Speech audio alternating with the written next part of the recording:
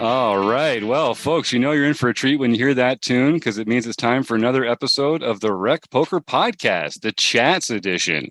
If you don't know what Rec Poker is all about, we are a group of amateur recreational poker players. We like learning together. We like learning from each other's mistakes. We like playing together, stealing each other's chips. And mostly it's about having fun when you're playing poker. That's what we love most. And it's more fun when you win. So we try and get better at poker while we're playing and having fun. And that's what we do here at Rec Poker. So come and get a free account. All it takes is an email address and a smile. And because it's free, we're a largely volunteer organization. Most of what we do here is with the help of people like the Wrecking Crew members you're going to meet tonight who come and lend their time and expertise to the cause here at Rec Poker. We got to thank our sponsors, the Running Aces Hotel, Racetrack and Casino, and Mark Prashon over at Website Amp. So like I said at the top, welcome to the show. My name's Jim Reid. I'm Bluff Serini in the home game and at Rec Poker Jim on Twitter. But you can find out all about me and everyone else on the Wrecking Crew by going to rec.poker/crew, or you can just listen up because you're about to meet a few of them right now. Well, I'm Chris Jones. You can find me 5B5 on Twitter or 5x5 in the Poker Stars home game. And I am John Somsky. I am Poker Geek MN everywhere. And I'm Keith Brandt, and I am Monkey System everywhere. I'm Rob Washam, and I'm Rabman50 just about everywhere. And the Wrecking Crew is kind of our core team of folks that put in a lot of time and effort week in and week out to produce some of the great content that we have here at Rec Poker. But we also owe a great debt of gratitude to our premium members. And if folks want to take their membership to the next level, after you've got a free account, we do have our premium membership. It's only $15 a month. But if you use the code Rec Poker, you can get your first month for only $5. And you can be like people like Jamel Cuevas, who's one of my favorite Rec Poker dudes. We had a fun time up in Montreal. He's been traveling all over North America, playing poker and having a great time. He's an active participant in a bunch of our sessions there. So I just want to say thanks, Jamel. You're a big part of what we're doing here, and I appreciate your support. The last thing I want to mention before we get into a great interview with Clayton Fletcher is on Tuesday, August 9th at 7:30 Eastern. Kim Kilroy is going to be doing her poker empowerment group, which is largely aimed at women players. We're going to be announcing some pretty exciting changes and some pretty cool upgrades and some fun features to her monthly empowerment group. And so it's free for everyone to join. You don't have to be a premium member. Just go to rec.poker and check that out. It's rec.poker/petvet is Kim's way to get in touch. And you can come join us on Tuesday, August 9th at 7:30 Eastern. All right. But that's in the future. We are here to talk about the poker present, a little bit into the poker past. We're doing it with a longtime friend of the show. I want to welcome back on the program, Clayton Fletcher. Clayton, thank you so much for coming on the show, man. Yeah, hey guys, thanks for having me back. I'm a big fan of you guys. I love what you do. Oh, that is so sweet. I believe him too. He's a straight shooter. If you don't know Clayton, you're doing something wrong. You got to be listening to the Tournament Poker Edge podcast. He has a great time there, occasionally with guests, often going through hands from his own amazing poker experiences in the world. And Clayton, I'll ask you the same question I ask all our guests when we get started here. You're a player, you're a podcaster, you're a content creator, you're a very successful stand-up comedian as well. When people ask you, like, what's your role in the poker world? What's your answer? What kind of box do you put yourself in when it comes to poker? Yeah, I mean, I really felt it a lot this summer at the World Series of Poker. I was honestly overwhelmed, just really humbled by the sheer number of people that told me they listen to the podcast and they enjoy, my content on Tournament Poker Edge. And, if anything, I guess that's been my biggest contribution in the last few years. I work for Poker Go as well. I do commentary mostly for PLO events for them. But, most people in the poker world that know my name, it seems to always come back to the TPE podcast. And just, I feel like the community, if you will, TPE Nation, as my boss, Derek Tenbush, likes to call it. TPE Nation is a very positive group. And it was really nice to just, shake hands with a bunch of guys that have been hearing me, but maybe never saw me before. And so, yeah, I guess that's kind of my little niche that I've carved out for myself. I love it. It's so true. We had a couple of rec poker meetups over the last month or a couple of months leading up to the series, and it's truly amazing having a good community, having people who you can really connect over the airwaves, and I think that's a real side benefit to giving yourself to the poker world the way that you have, man. So my hat's off to you there. When we had you on the show last time, you talked about motivation for playing and the root of the word amateur is the Latin word for love and the love of the game. That really resonated with us, and we use the word amateur a lot around here because it is for the love of the game. You've been in the game for a long time, in it as a professional, as a commentator. What are the parts of poker that you love these days? Yeah, to me, it's never really changed. It's I love the perfect balance between luck and skill. I love the balance between love and hate. I love and hate the game at the same time. I also love and hate my opponents at the same time. I played so much poker in the last couple of months, guys. I mean, really, this podcast is the first time I've thought about poker at all since it was a grind. I played like 32 tournaments in June and July. So, just kind of getting back into like giving my mind a break after, that long grind and everything. But yeah, I mean, it's just some tables I sat at and we all had a great time and, we played our hearts out, but we also enjoyed getting to know each other and joking around. And, to me, that's a huge part of the game. And then other tables I was at were just, very kind of bellicose and just everybody, wanting to literally kill each other. And it's like, yeah, to me, that's no fun. I don't enjoy that vibe at all. So it's a bit of a love-hate, in many different ways with the game. Yeah, well, you were great about sharing your journey week by week on your show with everybody. I know you went through quite a bricky swing there in June. Yeah. I know, and I know I should just say, if you're listening in on YouTube, which I encourage all our podcast listeners to do, feel free to type any questions in the chat there for Clayton. I know Paul and Ben and Martha are here, and they're big TPE fans, so I'm sure we'll get some fun feedback from them. But John. Cool. John Somsky, you listen to a lot of podcasts. Do you have anything for Clayton here? Yeah, I was just going to say, I do listen to a lot of podcasts, and it's really hard to make a solo podcast, which most of the ones that you do are interesting, but somehow you still manage to pull it off. It's one of the, of all of the podcasts that are mainly solo, yours is probably my favorite. Now, of course, I love it when you have your guests on too. Those are probably my favorite of yours as well. But what is it? Why do you think it is that you're able to pull that off when a lot of people that I've listened to have not been able to?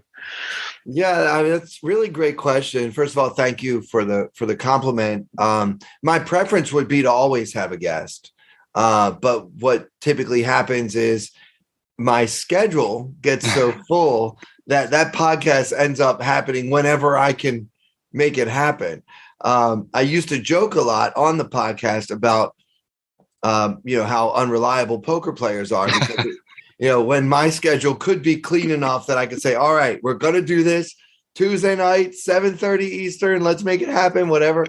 Then the other person would 9 times out of 10 cancel or want to do it a different time or whatever. Because, one of the most appealing things about being a poker player is that you actually don't have to follow a schedule. So this business tends to attract people that you can't exactly count on. So I end up just, end up out of necessity doing, I started hosting a podcast, I guess it was at the end of 2018, I guess. And so the first few episodes we did have like a crew, like you guys have your crew, all you guys can manage to get together and meet at this time. I'm really jealous of that because my would-be crew, Derek, Casey, Mark, like all the TPE guys that anyone that's ever listened to the old school TPE podcast, those names. Well, those guys are no longer available with any more regularity than I am. So it just became out of necessity that I would do a lot of solo episodes. And at first I was extremely uncomfortable with it. I had never done any type of solo anything before. Even with stand-up, I consider it a dialogue, because I have the audience there to tell me that's funny, that's not funny, I don't understand it. There's immediate feedback, even though their part of the conversation is just supposed to be right? It means something, right? So sitting there talking to myself on my computer, I think if I have gotten better at it, it's because I picture one person, a friend of mine, who loves poker and is dying to hear about what happened at Paris last weekend. And I can picture him trying to follow the story. And one of the main things that I try to do is realize that the listener doesn't have the hand in front of him. So I repeat, just in case you forgot, we have ace queen, because so many times I've listened to other poker podcasts and they get so in depth about the analysis and the GTO and the percentages and the distribution and all this stuff that at some point I forget what actual hand we have because I'm thinking about my range. Yeah. You think about your range so much, you forget about what your two cards are. So I'm aware of that. And it's also easy to forget what the flop exactly was and all that stuff. So as I go through the hands, I really try to make sure that I give you a as though you're leading the blind through the woods. This is what happened. Okay. Don't trip over any twigs. Yeah. It's a real skill, honestly, like doing it without someone else there or without an audience there. Like that's definitely not as easy as you make it seem. So kudos to you there. And listen, man, yeah, I think you're right about those reminders too. Like, that's something the Thinking Poker podcast guys used to talk about all the time, right? It was like serving their audience better by just like throwing that reminder out there from time to time, because it's easy to just get sucked into it. So kudos to you for that.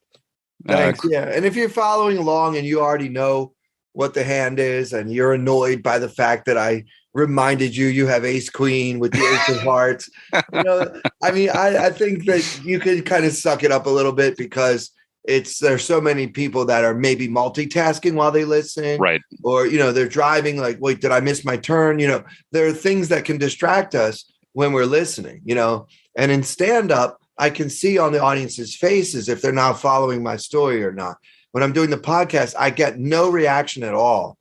But what kind of brought it to life for me was really this summer shaking hands with so many of my podcast listeners and having them, share their thoughts about the podcast. And a lot of people just said, thank you for the podcast, which honestly, that feels so good because, I feel like I want to thank God for the podcast. To me, it's really one of the best things that happened to me in my whole life.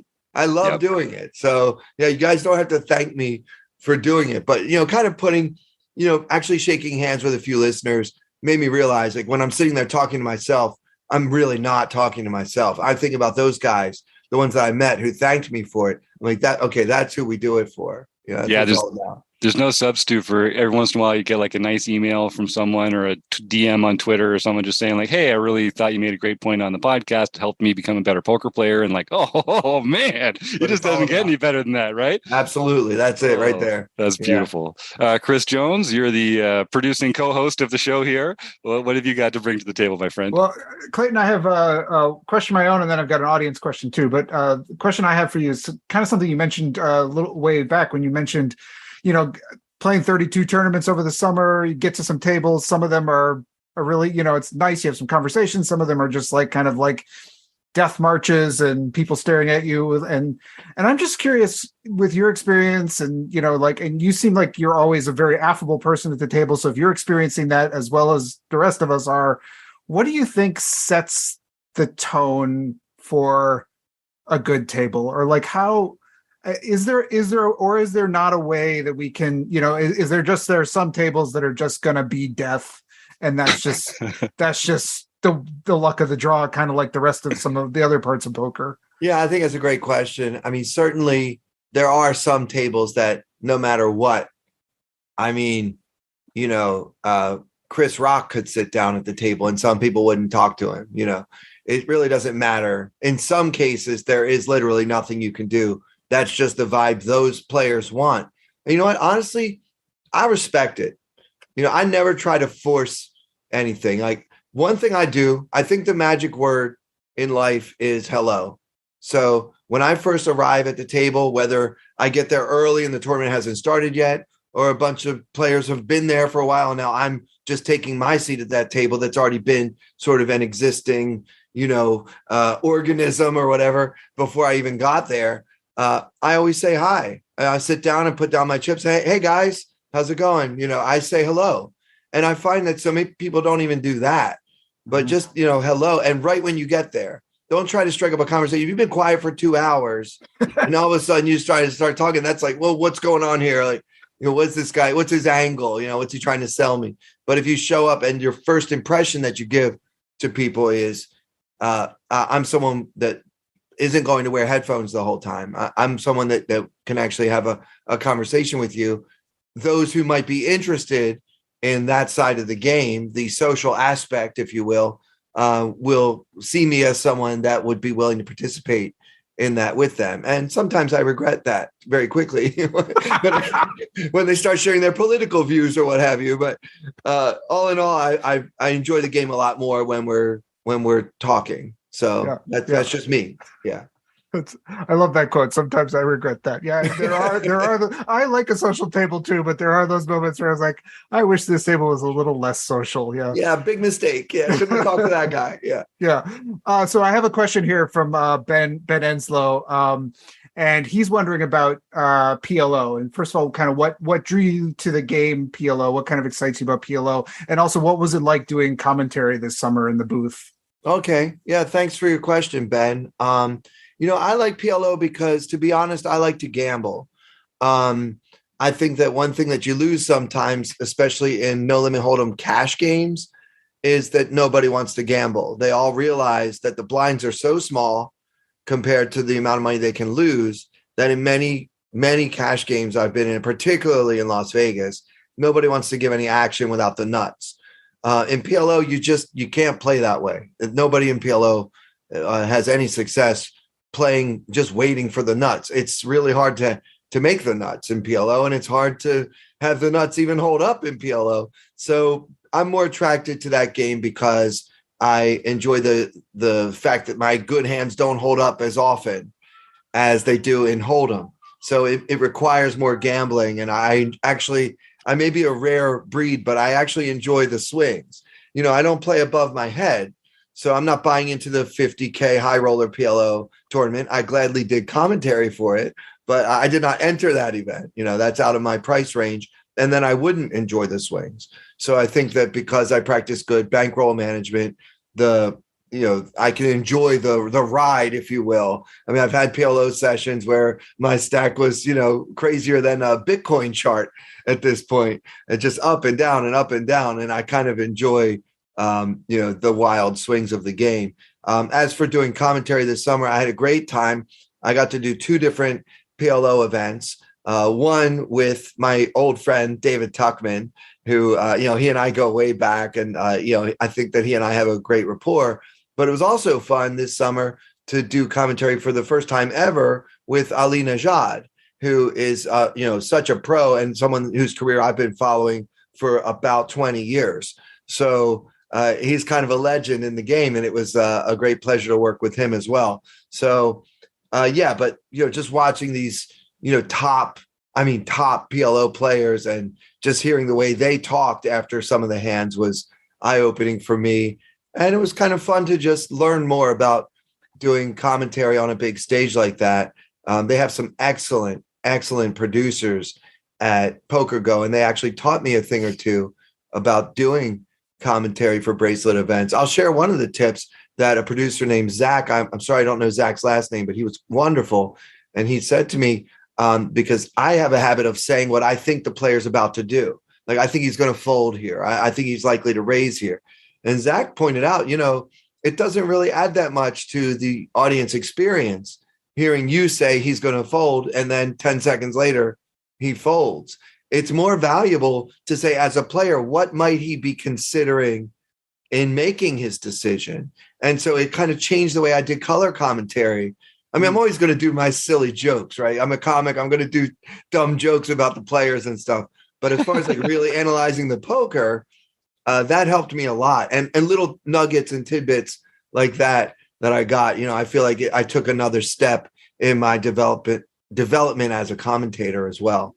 Yeah, I love that actually, because it really is about the mindset, not the prediction, and that really helps everyone kind of get on board with you. I don't get extra points if I'm right. Right. So who cares? Right. One last little question. I've heard that the Poker Go studio is a pretty tight confines, like kind of like closed off in some corner. Can you describe what it's like kind of going into that booth and sort of submerging yourself in that world for a little while? Yeah, I mean, for hours at a time, really. Yeah. In the former home, the Rio, the booth was tiny and often very warm, like you're just sweating in there. The new space was actually a little bit more, more giving. I mean, I wouldn't want to have all 5 or 6 of us in there. That would be too crowded. But yeah, like it wasn't so elbow to elbow like it was back at the other venue. But yeah, I mean, I love Poker Go. I love Maury. I love all of those guys and what they're doing. Really trying to bring like the highest quality cameras, the best microphones. Like they really don't spare any expense on making this production as professional as humanly possible. Even if they lose money on some of them, they just care so much about the quality. And honestly, you can't say that about too many production facilities that I am aware of. Mostly it's about the bottom line. And this one is about, let's just make it look and feel as good as we possibly can. Yeah, that's awesome. And you can tell that they put a lot into it. And, I think it's fair to expect a lot when you're putting that, when that's your mandate. And, this is the Rec Poker Podcast. We have actually, I got to tell you, since Chris Jones has gotten a lot more involved in the production side of things, this is looking a little slicker and more put together than it used to. But I really do appreciate that professional attitude that some of those real companies out there get to take. Yeah, real companies for the win. So you talked a little bit before now just about playing at a level that you were comfortable with. We talk about bankroll versus budget a lot here because a lot of recreational players, even if they're winning players, they're not really, the bankroll doesn't have the same kind of meaning for them as it does for a professional who that's what they need to ply their trade. You're kind of in this middle ground. You're obviously a winning player. You expect to win and profit over the time of your playing, but you don't have the same like professional bankroll in the way that other professional players do. So what is it, someone like yourself, how do you decide what is a comfortable bankroll for you or what is a comfortable buy-in for you, and how does it relate to what you've got behind? Like how can other players kind of factor that in?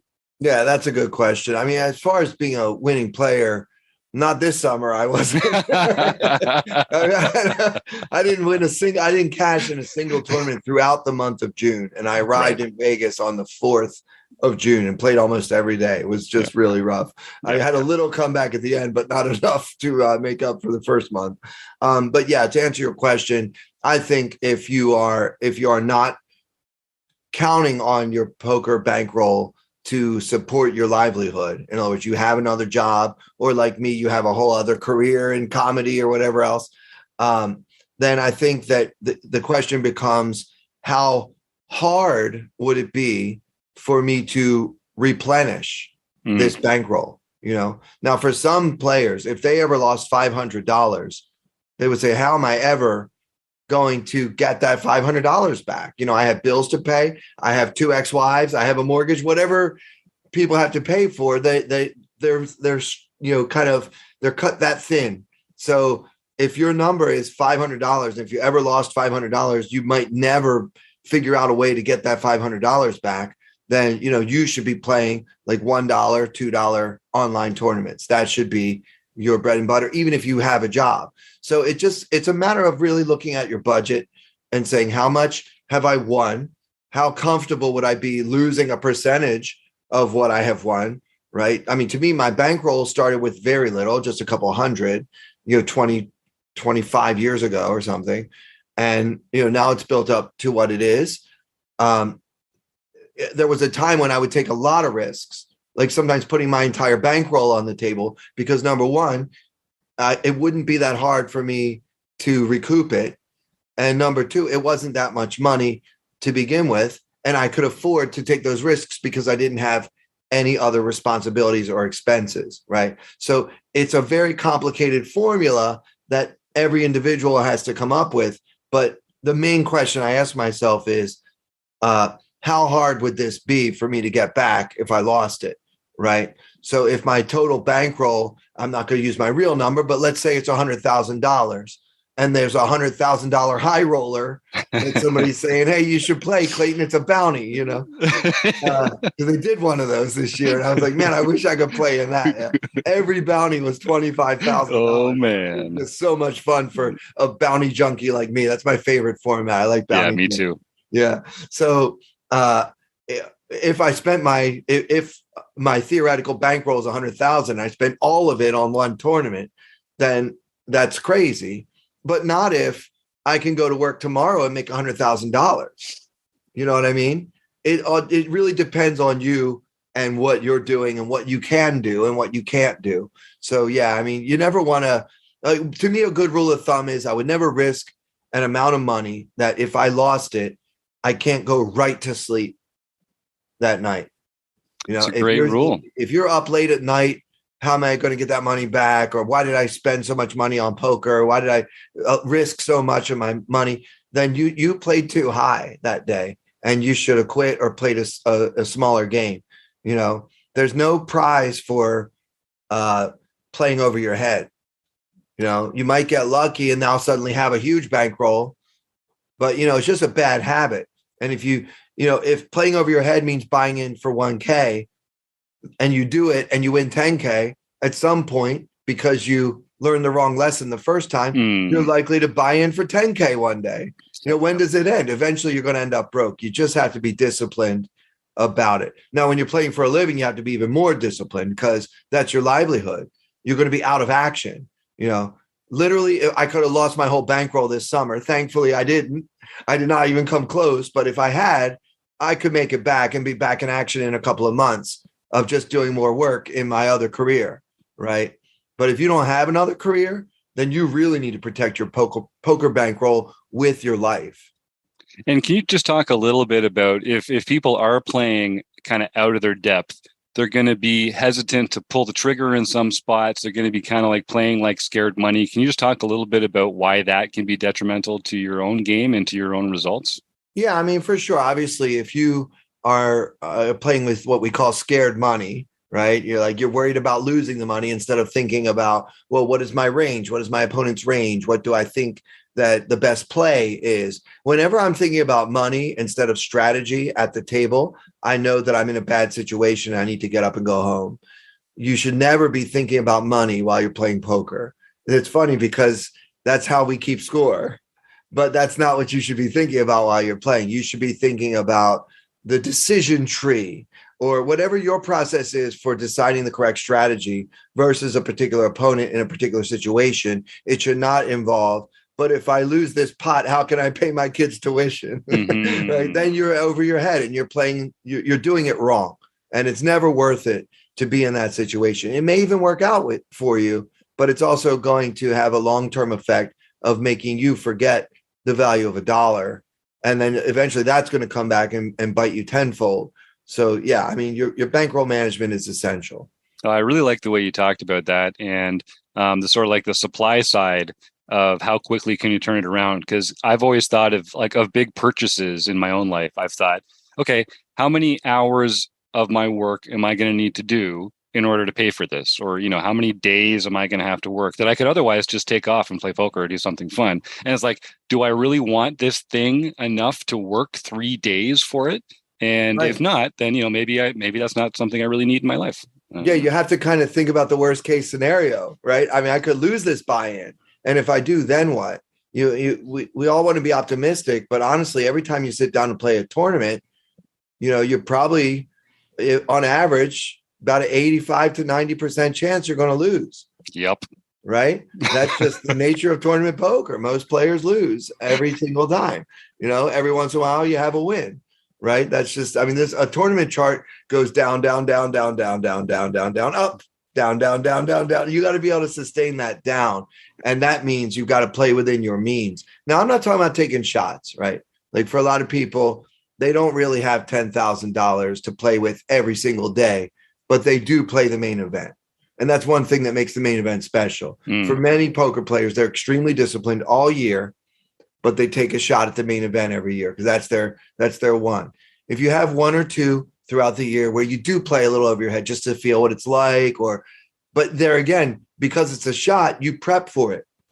You know that you're taking a shot. If this doesn't become your norm, right? So there's a difference between playing outside your bankroll and occasionally taking a shot outside your bankroll, which I actually advocate for a variety of reasons. Yeah, me too. When I'm working with coaching clients and we're trying to put a schedule together, there's always a range of buy-ins, and there's like a little shot taking, and then just a lot of disciplined play, and that's how you keep it going. That's how. Keith Monkey System Brandt, welcome to the conversation. What do you have for our man Clayton here? Yeah, Clayton, I love your podcast. I've been listening to it since pretty much since you first started it, and I've just been wondering, and also for the audience listening on YouTube, how has your own approach to the game and your approach to preparing to play evolved since you started the podcast? Yeah. Well, first off, I mean, of course, thank you for listening. I mean, we can't do it without the listeners, so I appreciate that. First off, it has changed my approach to the game quite a bit, especially interviewing incredible poker minds like Andrew Brokus and Alex Fitzgerald and Jen Shahadi and on and on, Jonathan Little, like so many incredible poker players and poker thinkers have joined me on the podcast. And when trying to think of what my listeners would want me to ask them, it kind of opens my mind to other ways of thinking about the game, especially, I got to say, most of all, Alex Fitzgerald, because his entire mindset about the game is dramatically different from most players nowadays. He starts off by saying most players lose. And if you do what everybody's doing, you're going to lose. Right. So that's it kind of makes sense when you put it to me that way. And I was like, oh, so really it's about trying to find the thing that 9 out of 10 players wouldn't do, but that they should. And so that's really one of the kind of key differences between my approach to the game now and before I started hosting the podcast, because I didn't have access to one-on-one conversations. Of course, it's not really one-on-one with an audience of thousands, but it feels like I'm just talking to one of these players and getting inside his or her mind in a way that really helps me change my approach to the game as well. Well, bankroll management is one of those unsexy secrets to winning poker, and game selection is another one that I think is just underappreciated by recreational players. You've mentioned already you enjoy playing knockouts. That kind of suits your own personal style. And I think also just knowing when you've got an edge on the field, and just what you said there about not doing what everyone else is doing, that really, the table you're playing at, that really matters, because what everyone's doing at this table isn't going to be the same thing that everyone's doing at this table over here. If you're, a lot of our listeners, like I say, they're less experienced recreational players. If they show up at a table and they don't really know what's going on, like what level everyone's at there, what do you look for in the first few orbits to kind of help you get a sense of what level are these players playing on? What's the thing that everyone's doing here that I'm going to try and do differently than they are? Yeah, I mean, it's not really one thing. I wish I could just give like one straight answer, but nice. I mean, I could just think from my memory bank from this summer. I could try to identify like who might be less of a shark than someone else. I mean, nowadays, even the average player is, pretty good, Right. So it's not like when we first started and there was just shooting fish in a barrel. I mean, even as you guys are rec poker, but every week you're studying really hard. You know what I mean? It's not like the old days recreational meant some guy that comes in straight from the craps table and is just ready to throw some money away. Those days are pretty much over at the stake that I'm playing. But yeah, you could find certain mistakes that people make, sizing, where sometimes sizing can be a clear mistake, right? Not value betting. If I see a guy check it back on the end with the third nuts in a spot where his opponent could have so many worse hands than that, and he doesn't go for thin value there, not only do I realize that he's not up to par with, the great players of today, but I also have a very clear idea of how to exploit the mistake that he is most likely to make. Right. So, I mean, that's what I'm always looking to do. I mean, I study GTO just as much as anybody else, but I do so with the idea of knowing when I deviate, what I'm going to deviate from, not with the intention of never deviating. If I see that someone's exploitable, I am going out of my way to exploit him or her every time. I love that. Rob?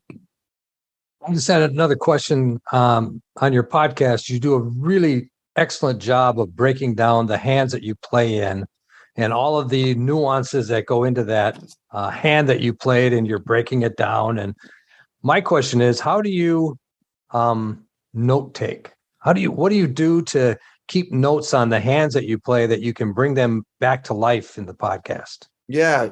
So what I'll do is, at the table, if I don't play the very next hand, sometimes I'll just take my cell phone out and write myself a note with as much detail as possible.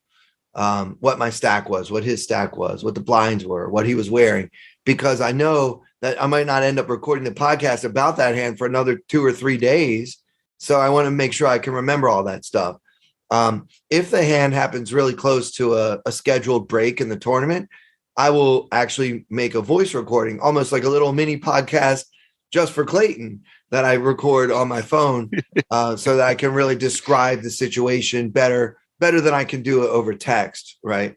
And the third way I'll do it is just kind of the same thing, but if it's something I feel like I need to say into a microphone rather than trying to type with my thumbs, I'll just step a few paces away from the table and kind of whisper record the same type of thing in my phone.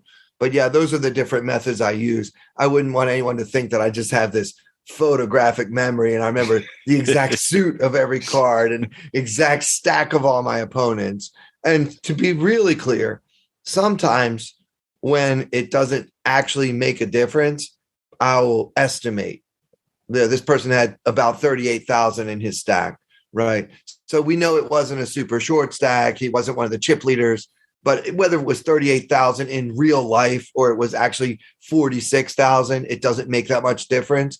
But I like to put numbers on everybody as I'm going through a hand so that we can discuss the hand now in a theoretical way, right? It actually doesn't matter whether I'm getting every single fact right, because we're talking about the hand as though this is what happened, which 99% of the time it is exactly what happened. But yeah, sometimes I fill in the blanks with a little bit of poetic license, if you will, just so we can have a complete hand to discuss.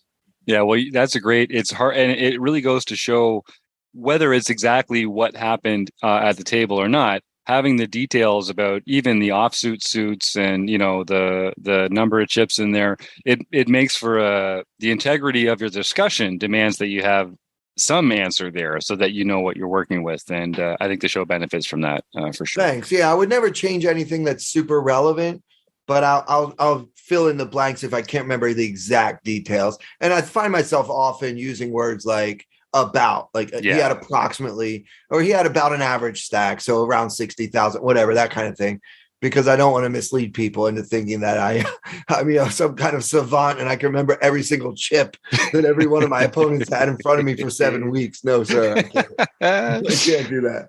Well, we're going to let Clayton go shortly. So I'll say if folks in the YouTube chat have any more questions, now's a great time to type them in. We're also going to do a contest a little later on today. We're going to give away a copy of Barry Carter and Dario Carney's End Game Poker Strategy, the ICM book. And we're just going to tweak the contest a bit. Instead of typing the word contest, we're going to use this podcast to do a little good. Type the word food bank. And everyone who types the word food bank or the words food bank into the YouTube chat will be entered into the contest. And we'll get into some more details about that a little later on. But Clayton, I think we'll probably get one more question. But in the meantime, what's the best way for people to get in touch with you? Obviously, you'd love for them to download and subscribe to the Tournament Poker Edge podcast. But what's your favorite way for folks to get in touch? Is it Twitter or email or a website, or what's your preference there? Yeah, I'm super active on Twitter. I was an early adopter of Twitter. I've been on there for many, many years, and I find that it's just a great way to interact with people. So that is my preference. I'm Clayton Comic on Twitter. I'm also Clayton Comic on virtually every other form of social media, but the one that I actually use the most is Twitter. And best of all, my DMs are open, so anybody can send me a message. I don't always see every message, but you can at least, contact me that way. And if I follow you back, of course, I see it right away. So nice. Chris, anything else? Yeah, we got one last audience question from Paul. No last name, but Paul says, huge fan. I've been listening since your first TPE pod in 2018 and haven't missed an episode. TPE is now on pause, and I'm hearing ads on your pod now. So the question is, what's the future unfolding for the podcast? Yeah, so great question. First of all, Paul, thanks for listening for all these years. I appreciate you so much.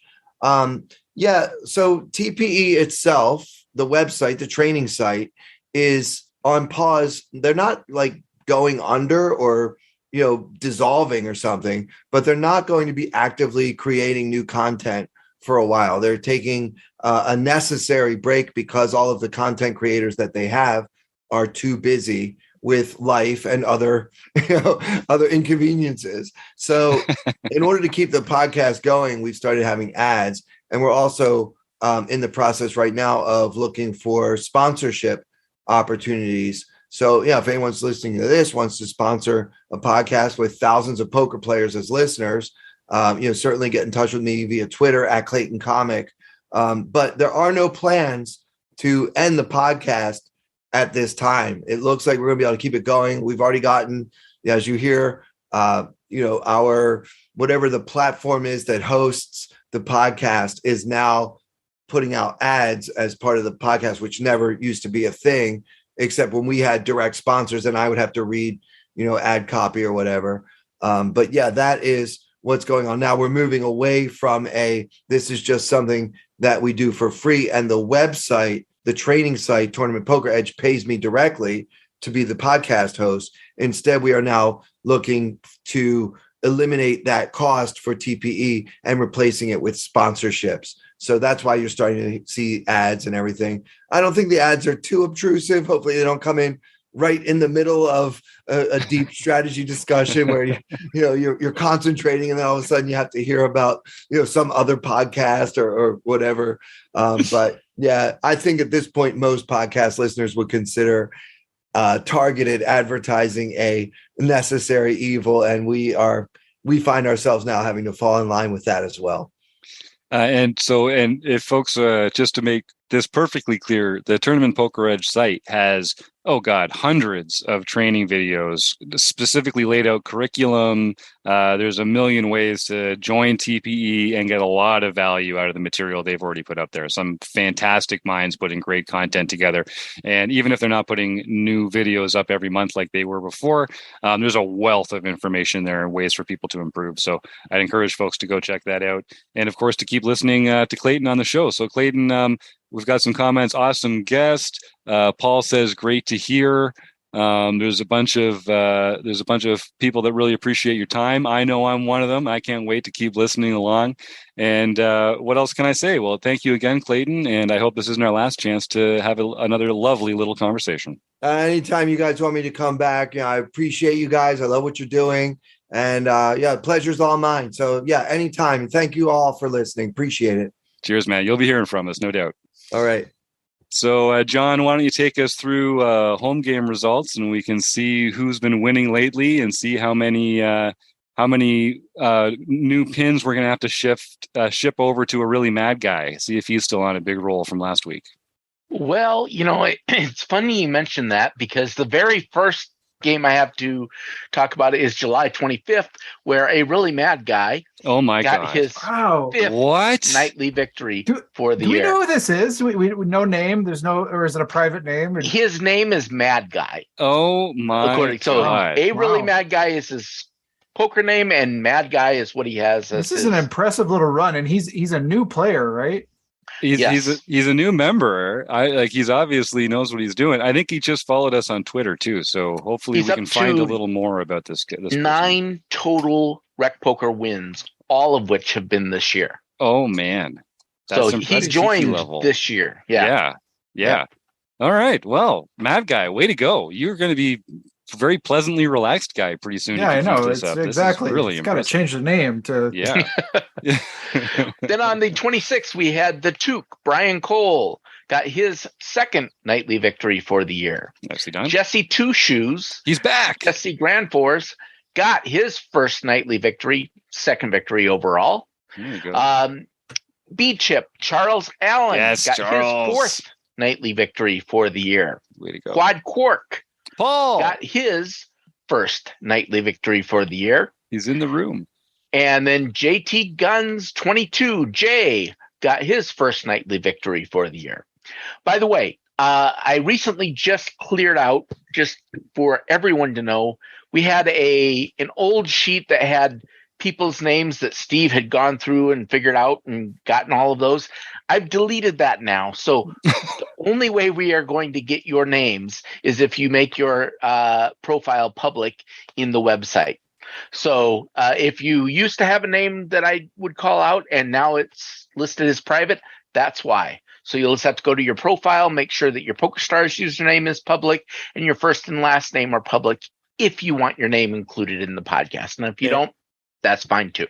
And on that note, we also, some people have had to make new PokerStars accounts for geographic reasons or things like that. So make sure you reach out to John at rec.poker if you've had to create a duplicate account so that we can put your alias in there so that we know who to send the pins to and that kind of thing. So that will come up a little, but for the most part, just keep your username in your rec poker field, your profile field, and you should be all set. Yeah, but we do. If you tell me your aliases, then that all of your stats will go together. Yes. So that's another good reason to do that. Okay, then for our mixed game event, Isma, who got his second. Well, yeah, now it's private though. So because I doxed him or her. Yeah.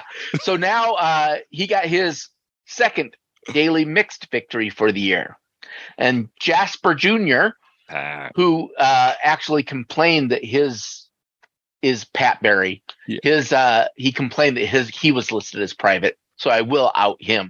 Got his first international victory for the year.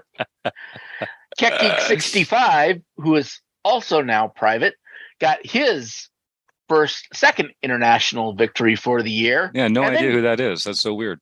Yeah, and then Jasper Jr. came back and won the LPP event. So he should contact Jim at rec.poker.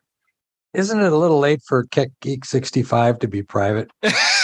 I mean, everybody that's ever listened to this podcast last year knows who he is. Probably true. This is true. I'm just trying to respect people's boundaries. Yeah. I don't want to get into any trouble. We're just playing by the rules over here. It must be a misclick. That's the only thing I can. Yeah. Well, I honestly, what I think it was is the Steve had gone through a lot of work of getting people's names, and so this sheet had a ton of people's names, and because it was there, they never bothered to update their profiles. Right. And now we've had some requests to. People want to keep their information private. So rather than having multiple spots for all of that information, I just got rid of that old sheet. And if you want your name public, you know how to do it. Just go into your Rec Poker username and profile and make that public there. Right on. as I was about to say, contact Jim at rec.poker for your free month at Learn Pro Poker. That's right. You don't want to miss out on that opportunity. Ryan LaPlante and the gang over there at Learn Pro Poker do excellent work. They've got a ton of great videos, and you'd be doing yourself a disservice if you didn't take me up on that free month at Learn Pro Poker. And again, folks, these home games are free to play in. You can just sign up at rec.poker, get yourself hooked up, play in them, and win real prizes. I think a month at LPP goes for about $35 or $40 or something like that. So it's just a nice way to congratulate yourself for playing well and learn how to get to that next level.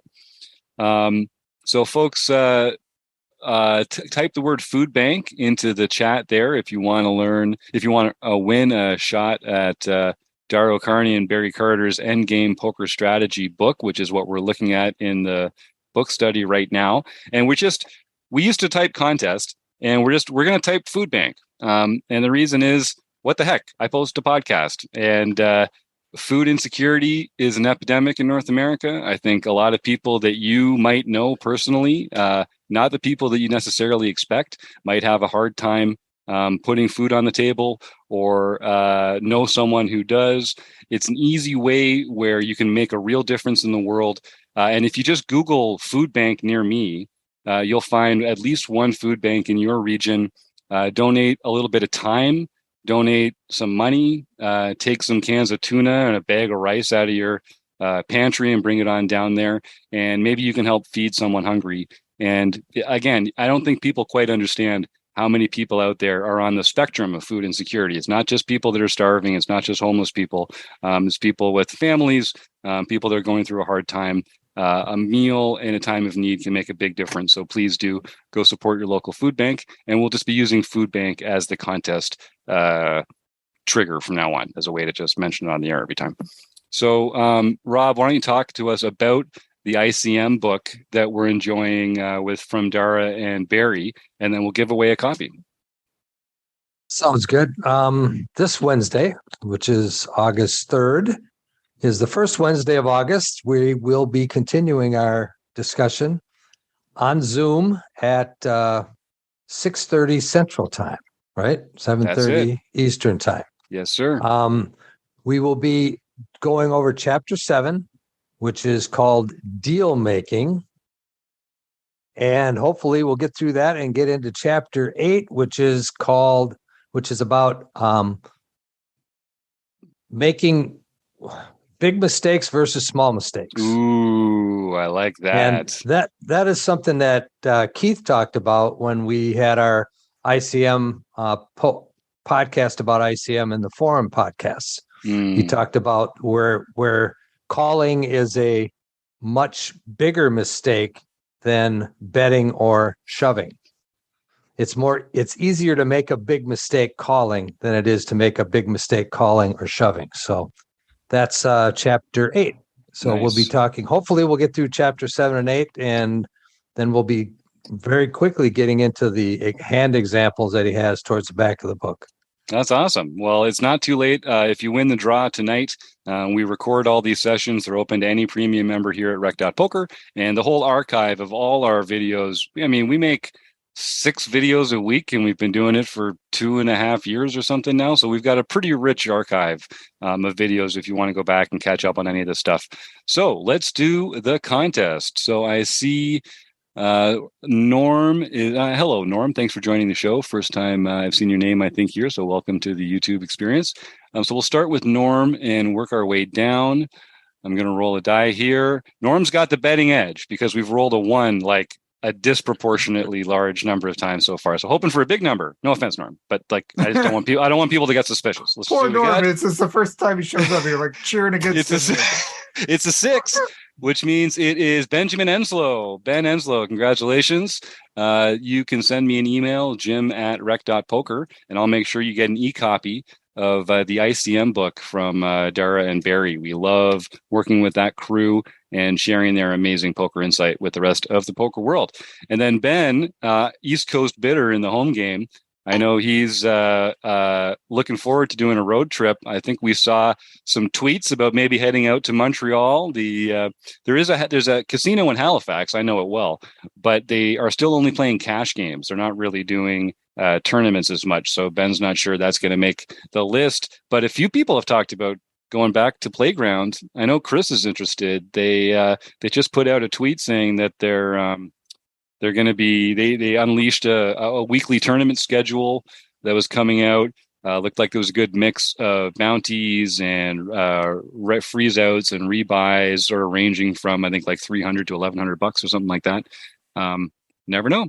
And we did say last week as well, Chris put the call out. If you're living somewhere and there's a casino nearby, and you'd like to have some Rec Poker folks come down and check it out, why not? Let's do a Rec Poker road trip to somewhere near you. I got one member sent me an email this week down from Texas saying he could be our boots on the ground and maybe get some connections made, which is really exciting. I've got some family in Texas too. It'd be nice to visit them and come and play some cards. So you never know. So we're looking for emails just in case you're not getting the message. Clayton said it best. We love that feedback, and we love hearing what's working for you guys and what we can do better. And let us know. We're all ears. So yeah, Ben says excellent. He was going to buy it, but now we're getting a free copy. So sorry, Dara and Barry, we took that one right out of your pocket, but well worth it, I think. And yeah, Ben, that's it. Playing in a live MTT, it is like a completely different experience, and you too can curse the heavens for playing really good poker for like 7 hours and then one flip doesn't go your way, and now all of a sudden there's lots of nice things about tournament poker, don't get me wrong. Lots of them do go that way though. It's true. Well, Norm, I hope you come back next week. We do this every Monday night. We've got at least one copy of Dara's and Barry's book to give away. But even when we're out of those, it's just going to mean we've got more great prizes. So thank you, Norm, for joining us. Is there anything else that we should mention here, gang? Oh, yeah. I just want to hit one more time. Tuesday, August 9th at 7:30 p.m. It's Kim Petvet Kilroy has engineered this poker empowerment group to mostly focus on women's issues, but it's really about anyone who feels that wants to feel more comfortable at the tables, about people that are shy or nervous or curious but don't know what they're getting into and just want to have people to talk to about feeling more comfortable at the tables. This is the group for you. So come check it out. You can go to rec.poker/petvet if you want to find out some more details about that. Or like I said, just email me, jim@rec.poker, Tuesday, August 9th at 7:30 Eastern p.m. That'll be a good chance to get your voice in the room as we make some exciting changes to that for the future. You're pushing that hard enough that it really seems that you should have your monster truck rally voice. Tuesday. Yeah, that's August right. 9th. That's right. Coming down from the community center here in Coburg, Ontario. Be there or be square, folks. You heard it. Not bad. Yeah, when John pulls out the trucker voice, he's getting serious. All right, well then I just want to thank all our folks in the chat here, Ben and Josh and John and Norm and Paul and Martha. Of course, I really want to thank Clayton Fletcher for coming on and sharing some of his time with us tonight. Of course, Chris Jones, Rob Washam, John Somsky, Keith Brandt, Steve Fredland, who's missed even though he's not here right now, and you, the listeners. Thank you all so much. And support your local food bank.